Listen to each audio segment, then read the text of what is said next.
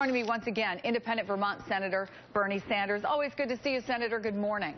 Good morning. So you can take smart people on both sides of this debate, but obviously you put them in a room. If they come no closer to compromise and say it was a good dialogue, but we still really disagree, how do you go about moving forward? You go about doing not what Paul Ryan suggests, but what the American people want. And the American people are very clear. They want to raise the minimum wage to a living wage. Ryan and his friends are opposed to that. And by the way, Chris, most Republicans, or at least many Republicans, not only are opposed to raising the minimum wage to $10.10 an hour, many of them want to do away with the concept of the minimum wage so the workers in America could earn $3 or $4 an hour. But I think what the Black Caucus was talking about is the direction that we've got to go. And the American people support that. They understand that real unemployment today is not 6.7%, it's close to 12%. We need to create millions of decent-paying jobs. You do that, among other ways, by investing in crumbling infrastructure. You put people back to work. You transform our energy system, weatherization, deal with climate change. You create jobs. Well, the president had a lot to say. In fact, he had some pretty tough talk for the Republicans after the filibuster on the minimum wage. Let me just play a little bit of that, Senator.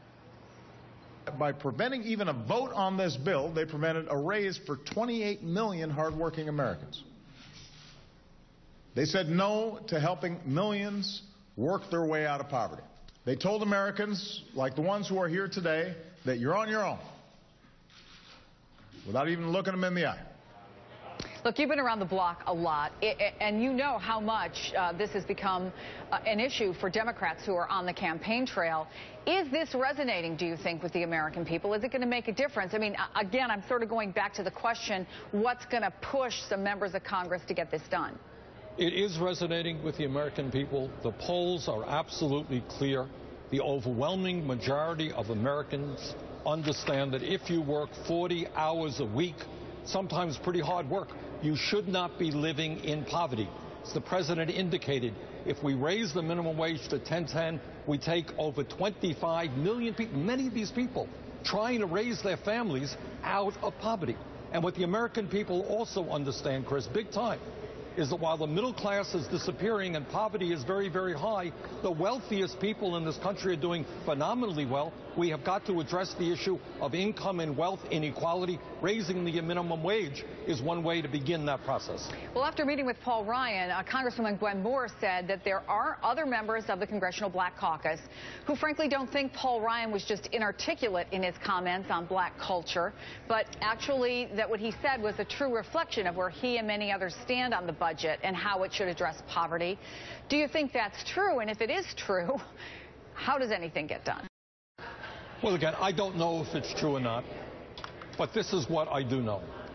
The Republicans are playing a very calculated political game. They understand that, among other things, in off-presidential year elections, 60% of the American people don't vote. They understand that most low-income working people don't vote. So their attitude is, okay, we're going to take money from billionaires like the Koch brothers and everybody else. We can ignore whole segments of the American population. Doesn't matter. We can push them down. We don't have to respond to the needs. We can cut Medicaid. We can end Medicare as we know it. It doesn't matter because the big money interest will be supporting us.